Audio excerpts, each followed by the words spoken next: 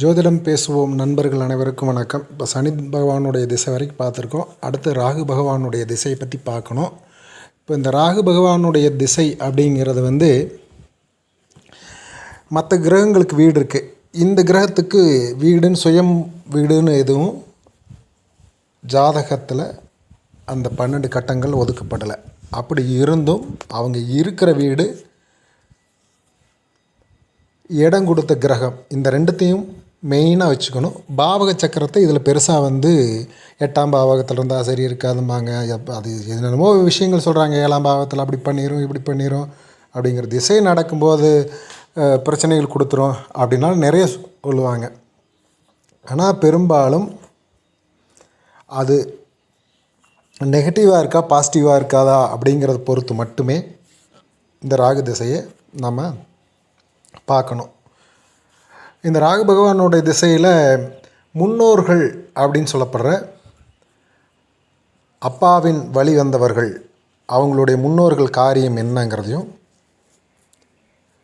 முன் ஜென்மங்களில் நம்மளுடைய தேடல் என்னங்கிறதையும் 2 பதிவாக எடுத்து பார்வை பார்க்கணும். ஒன்று, இதுக்கு அஜாதகர் பார்க்குறவங்க ஜோதிடர்களுக்கு தான் சரி. சாமானியர்களுக்கு சொல்கிறதா இருந்தால் எப்படி புரிகிற மாதிரி சொல்கிறது அப்படின்னா, அதுக்கும் சில இதுகள்லாம் வச்சுருக்காங்க. இந்த பாடல் பிரபலமான பாடல்.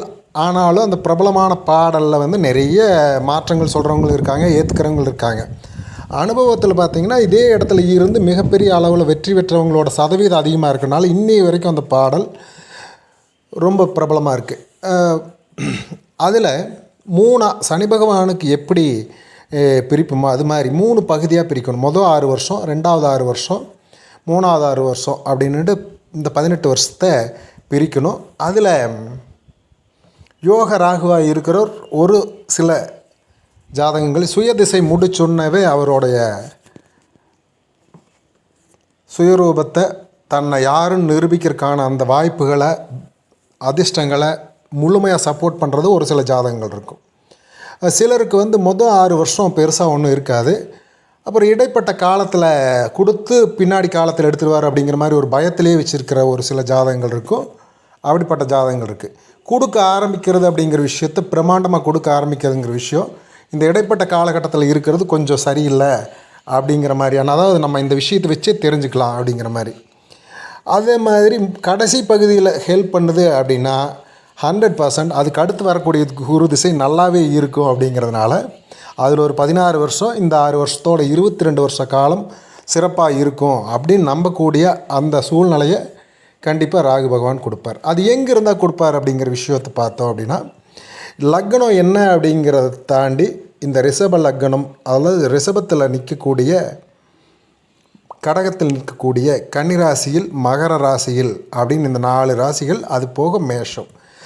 மேஷத்தில் பெரும்பாலும் செவ்வாய் கட்டாயம் நல்ல நிலையிலே ஆட்சி உச்சம்ங்கிற நிலைமையில் அல்லது கிரகச்சேர்க்கையில் நல்ல அமைப்பில் இருந்தால் மட்டுமே, எந்த லக்னமாக இருந்தாலும் மேஷத்தில் இருக்கக்கூடிய அந்த செவ்வாய் நல்ல ராகுவை மேஷத்தில் வச்சு பார்க்குறது மட்டும் இல்லாமல் செவ்வாயின் நிலை பார்க்கணும்.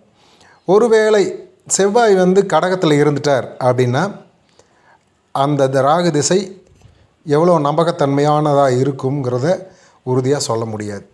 இதுவே விருச்சிக லக்னமாக இருந்தால் 6ஆம் இடத்துல வெற்றிகள் கொடுக்குமான்னா அது கூட சந்தேகமாயிரும். காரணம் என்னென்னா, லக்னாதிபதி வலுவில்லை அப்படிங்கிற இடமும் 6ஆம் இடத்துல கூடிய ராகுவும் தன்னுடைய வலுவை இழந்த மாதிரி ஒரு நிலைமையும் சொல்லலாம் அப்படிங்கிற மாதிரி உண்டு. இதுவே நீச்சத்தில் வக்ரமாகிறார் அப்படிங்கிற வச்சுங்களேன், அது நிலைமையை முற்றிலும் வேறு. அதே மாதிரி உச்சம் பெற்று இருந்தாலும், செவ்வாய் உச்சம் பெற்று இருந்தாலும், ஆட்சி பெற்று இருந்தாலும், அங்க வக்ரம் சொன்னாலும் அதுவும் நல்ல நிலைமையே கண்டிப்பாக அதிர்ஷ்டத்தை கொடுத்துருவார். இது மாதிரியே இந்த 5 இடங்கள் நான் சொல்லி இருக்கக்கூடிய கடக லக்னமாக இருக்கிறது, கன்னியா லக்னமாக இருக்கிறது அப்படின்னு கன்னியில் இருக்கக்கூடிய ராகுவுக்கு மற்ற இடத்துல லக்னம் அமைஞ்சாலுமே பல நேரங்கள் நல்லது தான் பண்ணும். இதுவே சிம்ம லக்னத்துக்கு அப்படின்னு நீங்கள் அப்படின்னு தனியாக ஒரு பர்டிகுலராக சொல்கிறதுனா கூட அப்போவும் நல்லது தான் பண்ணுது அப்படிங்கிற ஒரு விஷயம் வரும். ஏன்னா கன்னியில் இருக்கக்கூடிய ராகு பகவான் 2ஆம் இட தனஸ்தான வலுவையும் 11ஆம் இடத்தான புதன் வீட்டோட வலுவையும் 2 வலுவையும் சேர்க்கறனால அந்த மாதிரியான ஒரு பலன் ரொம்ப அற்புதமாக இருக்கும். சுய புத்தி நடக்கும்போது பார்த்திங்கன்னா ஒரு கேள்விக்குறி மனசில் இருக்கும். அழுத்தமான கேள்விக்குறியும் ஒரு பயமும் ஓடத்தான் செய்யும். எத்தனையோ பேர் எவ்வளவோ பாடல்கள் ஆதாரங்கள் தந்தாலும் இந்த கன்னியா லக்னத்துக்கான ராகுவை கன்னியா ராசிக்குள்ளே இருக்கக்கூடிய ராகு பகவானை கொஞ்சம் சிம்ம லக்னத்துக்காரங்க நம்ப முடியாதனால எத்தனை சொன்னாலும் அவர் நிச்சயமாக மேலே கொண்டு வைப்பார், உயரமான இடங்களுக்கு அவர் கொண்டு போய் நிறுத்துவார் அப்படின்னு நம்ம நம்பக்கூடிய பல ஜாதகங்களை நான் பார்க்குறேன். என்னோடய அனுபவத்தில் நிச்சயமாக அவர் அது வரைக்கும் தரையில் கடந்த ஒரு தோசைன்னு வச்சுக்கோங்களேன் அப்படிம்பாங்களே, அந்த மாதிரி திருப்பி போடக்கூடிய விஷயம், ஒரு புரட்டி போட்டு வாழ்க்கையே அது வரைக்கும் அவர் ஒரு குப்பை அப்படின்னலாம் பேசக்கூடிய ஒரு இழிநிலையில் விமர்சனங்கள் வைக்கக்கூடியவங்க கூட அந்த ராகு பகவானோட திசை அவருடைய சுய புத்தி முடிச்சோன்னதுக்கப்புறம் ஆரம்பிப்பார் பாருங்க. அந்த காலகட்டத்தை அவங்க உள்ளுக்குள்ளே போகும்போது அவங்களுடைய வயசு 48, 49 அந்த ரேஞ்சில் இருக்கக்கூடியவங்களையும் பார்த்துருக்கேன். 36, 32, 33 காலசர்ப யோகத்தில் மாட்டினவங்க 35 ஜெயிச்சதை பார்த்துருக்கேன். இந்த மாதிரியான விஷயங்களில் அவருக்கு திசையாக நடத்தக்கூடிய காலகட்டம் அங்கே சந்திரனிலிருந்து கணக்கு போடும்போது வேறு மாதிரி இருந்தாலும் பின் யோகம் இருக்கக்கூடிய ஜாதகங்கள் இருக்கும். இந்த 5 இடத்துல ஒரு விஷயம். இன்னொன்று என்னென்னா, நாம யோகங்கள் அப்படிங்கிறது வீதிபாதம் நாம யோகம், அதே மாதிரி திருதி நாம யோகம், மகேந்திரம் நாம யோகத்துக்காரங்களுக்கெல்லாம் ராகு பகவான் நிச்சயமாக நல்லது பண்ணிடுவார். அவர் லக்னத்தில் இருக்கார், 7ஆம் இடத்துல இருக்கார், 7ஆம் இடத்துல இருந்தால் அப்படி ஆயிரும் இப்படி ஆயிரும் இல்லை, யோகத்தை தரக்கூடிய. இன்னொன்று சொல்ல போனால் 7ஆம் இடத்துல இருந்துச்சுன்னா லைஃப் பார்ட்னராக யார் வர்றாங்களோ அவங்களுக்கு யோகம் அப்படிங்கிற அமைப்பும் அங்கே சேர்ந்துருக்கு. இவங்க இருந்த நிலைமையை முழுசாக திருமணத்துக்கு அப்புறம் மாற போகிறாங்க அப்படிங்கிற நிலைமையும் ஒன்று உண்டு. அந்த காலகட்டத்தில் ராகு பகவானுடைய திசை வருதுன்னு பயந்துக்க வேண்டிய அவசியம் இல்லை. அது நிச்சயமாக வளர்ச்சி தரக்கூடிய ராகு பகவான், உயர்வு தரக்கூடிய ராகு பகவானாக அவர் மாறுவார் அப்படிங்கிறதுக்கான நல்ல நிலைமை அது. இதுலேயே ரிஷப லக்னத்துக்குள்ளே போய் இருக்காருனாவோ அவர் லக்னாதிபதியே கொஞ்சம் பாதிப்பார் அப்படிங்கிற மாதிரி. இந்த 3 நாம யோகமே இருந்தாலும் சுக்கிரனோட வீட்டில் அந்த ராகு பகவான் இருந்துருச்சு வச்சுக்கோங்க, அந்த 5 இடங்களில் அப்போது அந்த ராகு பகவானோட திசையில் கொஞ்சம் கவனம் இருக்கேன். ஏன்னா அவயோகியோட வீட்டில் யோகாதிபதி அப்படிங்கிற விஷயத்தையும் பார்க்கணும். சுக்கிரனோட நிலைமை பொறுத்து இந்த யோகத்தில் மாறுபட்ட நிலைமைகள் இருக்கலாம் அப்படிங்கிற ஒரு விஷயம் உண்டு. ஸோ இன்னும் சொல்ல போனோம்னா மறைமுகமாக இந்த சுக்கிரன் தொடர்பில் இருந்தாலுமே யோகாதிபதி அவயோகியோட தொடர்பில் இருக்குது அப்படிங்கிற நிலைமையில் கொஞ்சம் நம்பகத்தன்மை உயர்வே போனாலும் நம்பகத்தன்மை அது ஸ்டாண்டாக நிற்குமா அப்படிங்கிற நம்பகத்தன்மையை கொஞ்சம் குறைக்கிற விஷயம் அப்படின்னா இந்த நாம யோகங்களில் சுக்கிரனோட ஒரு தொடர்பு இருக்கிறது. இதுவே சுக்கிரனோட நல்ல தொடர்பு இருந்து யோகாதிபதியாக யோகமாக இல்லை அப்படின்னா கூட பாலவம் காரணமாக இருக்குதுன்னு அது வேறு. இதே தைதுளம் காரணத்துக்காரர் இருக்கிறவங்களுக்கும் யோகத்தை தரக்கூடிய ஒரு அமைப்பு இந்த நாம யோகம் இல்லை, தைதுளம் காரணமாக இருக்குது.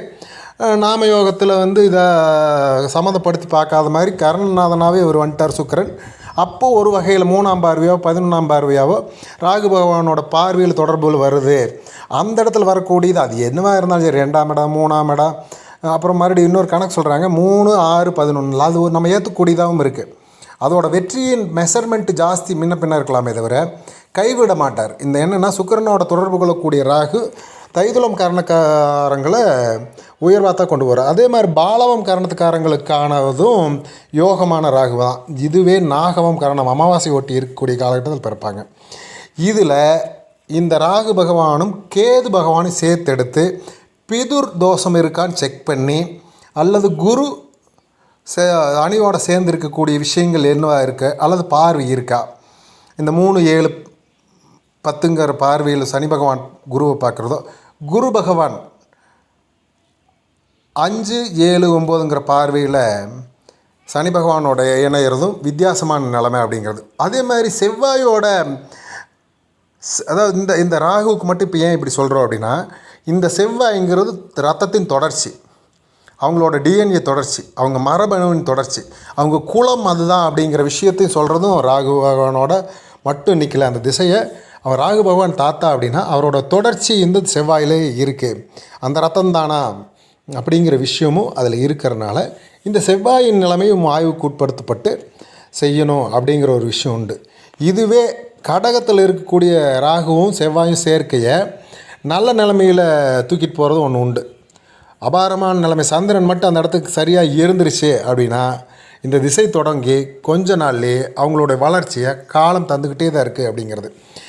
அதே மாதிரி இவங்களுக்கு பெரும்பாலும் யோக ராகுவாக இருப்பதில் ஆகவே இருந்தாலும் ஒரு 20 வயசுக்குள்ளே இருக்கிறவங்களுக்கு வரக்கூடிய ராகு பகவான் 20 வயசுல தொடங்குறத விட ஒரு 30 வயசு தாண்டும் போது தொடங்குறது 28 25 அந்த காலகட்டத்தில் ராகு பகவானுடைய திசை அந்த காலகட்டத்தில் ஆரம்பிக்கிறதுங்கிறது ரொம்பவே நல்ல விஷயம் அப்படின்னு தான் என்னுடைய தனிப்பட்ட கருத்து.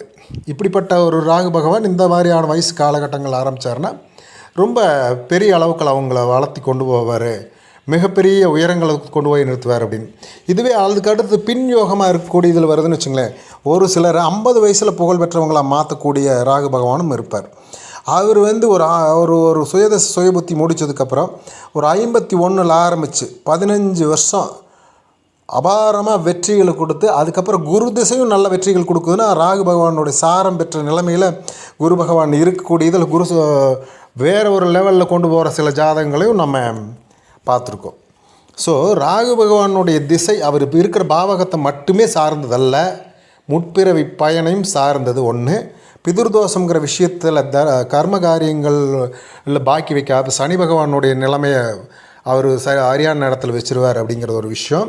அதே மாதிரி ராகு பகவானுக்கு திதி அர்ப்பணங்கள்லாம் பார்த்திங்கன்னா பெரியவங்களை செய்கிற சிரார்த்த காரியங்கள்லாம் மிகச்சிறப்பாக செய்கிறது அப்படிங்கிற நிலைமையில் இருக்கிறவங்களுக்கு அவர் இயல்பிலேயே நெகட்டிவான ஆஸ்பெக்ட் இருந்தாலும் அதை கூட தன்னை மாற்றிக்கிட்டு செய்யக்கூடிய யோகம் செய்யக்கூடிய அமைப்பையும் இந்த காலகட்டங்கள் சரியாக செய்யும்போது நிச்சயமாக பலன் தருவார் அப்படிங்கிற ஒரு விஷயம் இருக்குது. அதே மாதிரி பலி கொடுக்கறது அப்படிங்கிற விஷயத்தில் ராகு பகவானை நான் ஏற்றுக்கிறேன். அது ஒரு மாற்றங்கள் கொண்டு வருவதற்கு பலி கொடுக்கக்கூடிய விஷயங்களையும் ராகு பகவான் நிறைய செய்கிறாரு. அது ஆடு மாடு கோழிகள்லாம் வழிபாடுகளில் செவ்வாயோட கோபமான உக்கிர தெய்வங்கள் கொடுக்குறதெல்லாம் கூட மிகச்சிறப்பான ஒரு பரிகாரம் தான் அப்படிங்கிற மாதிரி அவர் யோகமாக தரக்கூடிய அமைப்பும் இருக்குது. ஜாதகத்தை தனியாக பார்த்து சொல்கிறதுங்கிறது அதில் ராகு பகவானோட நிலைமை பார்த்து சொல்கிறதுங்கிறது தான் சரியாக இருக்குமே தவிர பொத்தம்பதுவாக சொல்லும்போது இந்த மாதிரியான கருத்துக்களில் மாற்று கருத்தும் வரலாம். ஏன்னா ராகு பகவானுக்கு ஒரு ஸ்திரத்தன்மைங்கிறது புதனை காட்டிலுமே வேகமான ஸ்திரத்தன்மை இல்லாத நிலைமை ஒன்று இருக்கே அப்படிங்கிறதையும் நம்ம மனசில் வச்சுக்கிட்டு இந்த ஆடியோவை கேட்டிருக்கீங்கன்னா உங்களுக்கு தெளிவாக பல விஷயங்கள் புரியும். அது போகும் சந்தேகங்கள் இருக்குமானால் உங்களுடைய சந்தேகங்களையும் கேள்விகளாக பதிவு பண்ணுங்கள், உங்களோட அபிப்பிராயங்களையும் பதிவு பண்ணுங்கள். நாங்கள் காத்துட்ருக்குறோம். உங்களோட அபிப்பிராயங்களை பொறுத்து எங்களுடைய பதில்களையும் நாங்கள் உங்களுக்கு பதிவு பண்ணுறோம். அது இன்னமும் ஆரோக்கியமான நிலைமைக்கு இந்த சேனல் எடுத்துகிட்டு போகும் அப்படிங்கிறதுனால தொடர்ந்து உங்களோட ஆதரவை நாம் கேட்குறோம். நன்றி, வணக்கம். நாம் இன்னொரு வீடியோவில் நிச்சயமாக சிறப்பான நிலையில் கேது பகவானில் சந்திப்போம். நன்றி.